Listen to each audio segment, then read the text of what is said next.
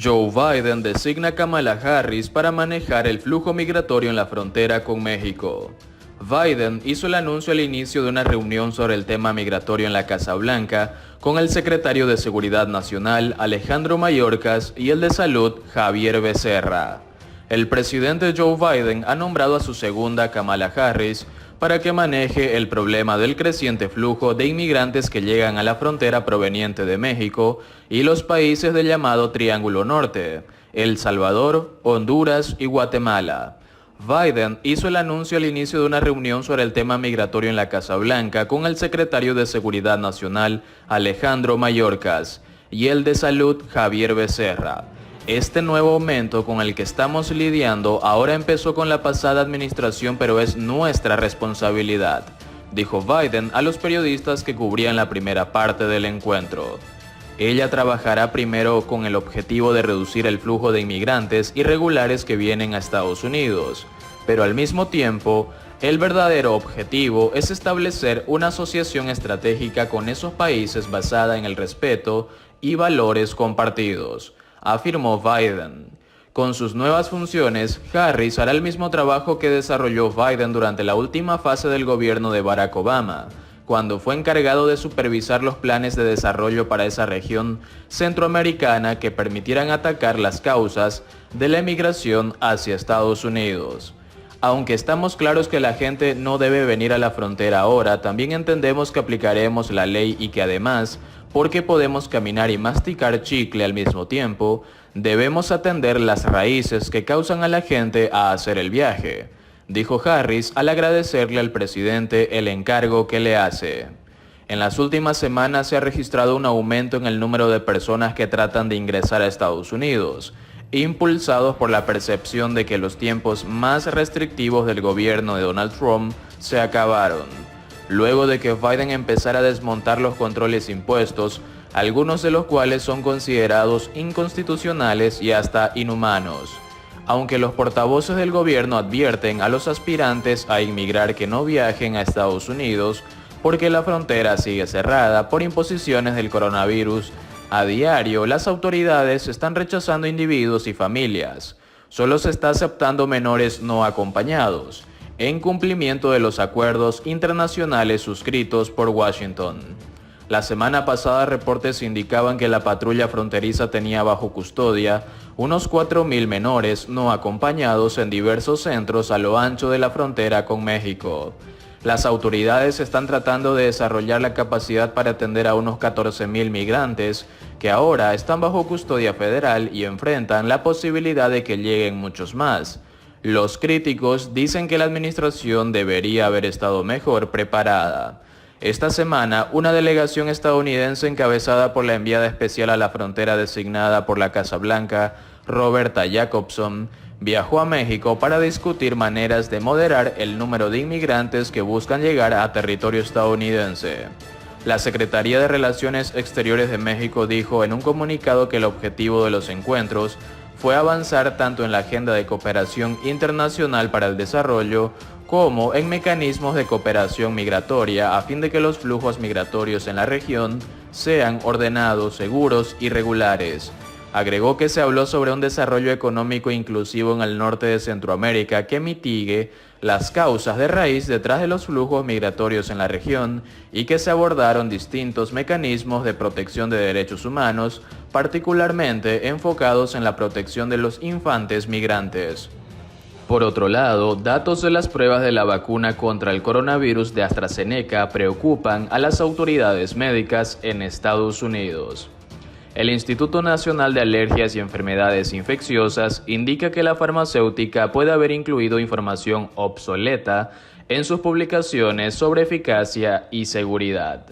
Los resultados del reciente ensayo de la vacuna contra el COVID-19 de la farmacéutica AstraZeneca pueden haber incluido información obsoleta, proyectando una visión incompleta sobre su eficacia, señaló en un comunicado el Instituto Nacional de Alergias y Enfermedades Infecciosas, NIAID, por sus siglas en inglés.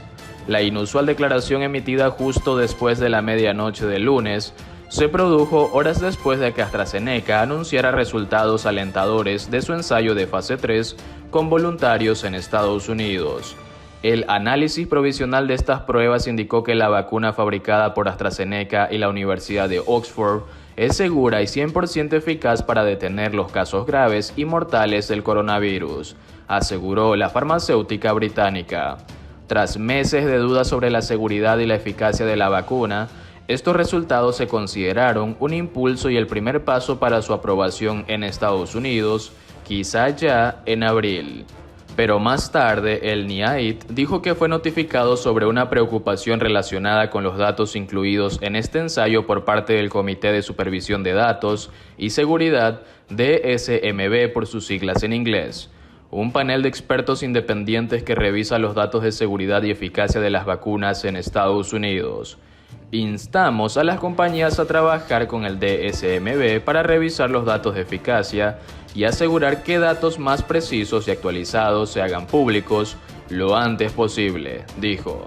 En respuesta, AstraZeneca dijo en un comunicado que los resultados del ensayo de fase 3 publicados el lunes se basaban en datos con un punto de corte del 17 de febrero. Afirmó que se comprometería inmediatamente con la Junta Independiente de Supervisión de la Seguridad de los Datos y que compartiría los datos de eficacia más actualizados en un plazo de 48 horas. El NIAID no proporcionó más información sobre cómo los datos obsoletos e incompletos podrían afectar a los resultados de los ensayos de esta vacuna, que ha sido tomada por decenas de millones de personas en todo el mundo y aprobada en más de 70 países. El instituto no ha sugerido que la vacuna sea insegura o ineficaz.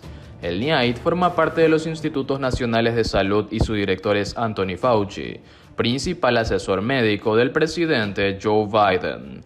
Esto es lo que se llama un error no forzado porque esta vacuna es muy probablemente una vacuna muy buena, dijo el martes Fauci en una entrevista con Good Morning America de ABC. Este tipo de cosas no hacen más que sembrar algunas dudas sobre las vacunas y quizás contribuir a la indecisión.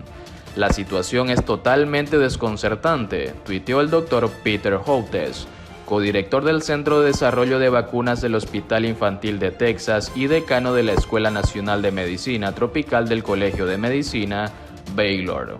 Aunque en Estados Unidos las personas están recibiendo ya las vacunas fabricadas por Pfizer, Moderna y Johnson & Johnson, los resultados publicados el lunes proporcionaron mayor tranquilidad sobre la inyección de AstraZeneca tras la preocupación sobre posibles efectos secundarios sufrida en Europa.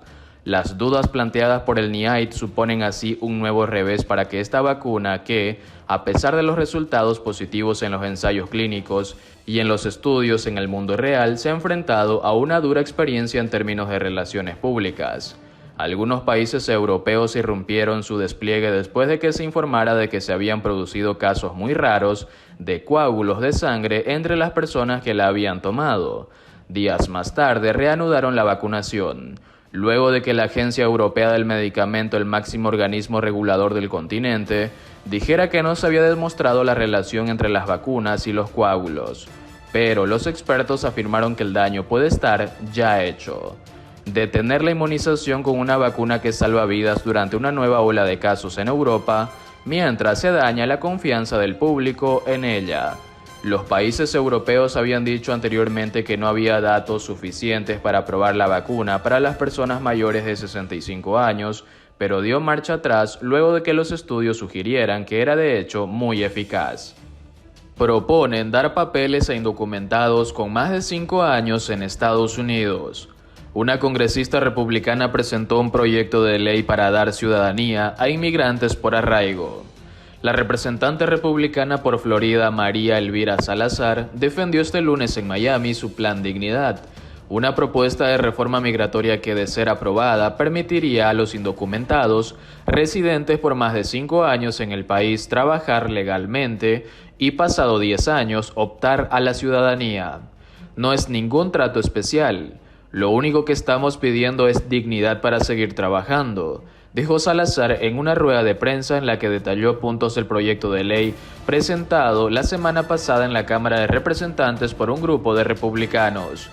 El proyecto de ley daría estatus legal a los indocumentados que viven en el país, al tiempo que refuerza la seguridad en la frontera, fija una reforma del sistema de asilo y otorga protección permanente a los que se conoce como Dreamers o soñadores, es decir, más de 2 millones de jóvenes que fueron traídos a este país cuando eran menores por sus padres. Queremos asegurar la frontera con toda la tecnología disponible y reformar las leyes de asilo para que solo se otorguen a aquellos que tengan, en realidad, una necesidad de asilo político, dijo la congresista cubano-estadounidense de origen cubano. Sobre el programa de reforma migratorio dentro del Plan Dignidad, este contempla a todas las personas sin papeles que hayan vivido en este país por más de 5 años, tengan hijos estadounidenses, hayan pagado sus impuestos y no hayan cometido ningún crimen, agregó la antigua periodista de 59 años. Pasado 10 años, los inmigrantes que quieran obtener la ciudadanía tendrían el camino allanado para lo que Salazar denominó Camino de la Redención. Esto es acogerse a él, corregir los errores del pasado, pagar una multa y ponerse en fila. Pero mientras tanto tienen dignidad, enfatizó. Cargó en la rueda de prensa contra los demócratas que han presentado una reforma migratoria, afirmó que saben que nunca se va a poder convertir en ley y que ni siquiera tiene los votos dentro de su partido para salir adelante.